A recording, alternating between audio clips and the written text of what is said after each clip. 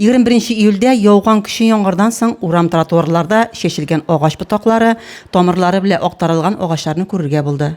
Аңа кадәр бу вазгыять социаль челтәрләрдә урын алды.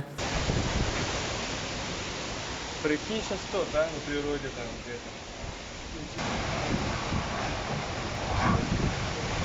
Кемнәргәдер күрше йортлар корылмалары түбәсе ишелеп төште. Опять вон что творится.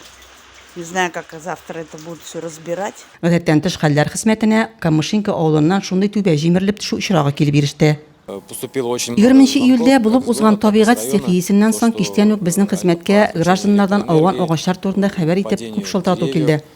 Аларның кайберләре газ үткәргеч торбаларга зыян салган, районның берничә торак пунктында электр энергиясе өзелде ди Владимир Петров. Көчле яңгырдан соң ярты шәһәр утсыз, сусыз, электрсыз калды.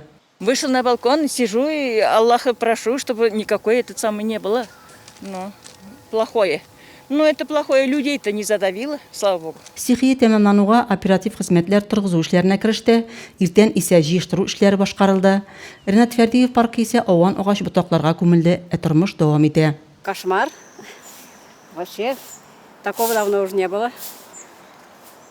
Убираем уж, куда деваться. До обеда собираем, после обеда будем грузить. Бер агач балалар аттракционына килеп төшкән, бәхеткә ул бәла казасыз булды. Вот тут прикреплен был, все хорошо, никто не пострадал. Вот просто дерево упало, здесь вот люди стояли. Вот. А так, все в порядке.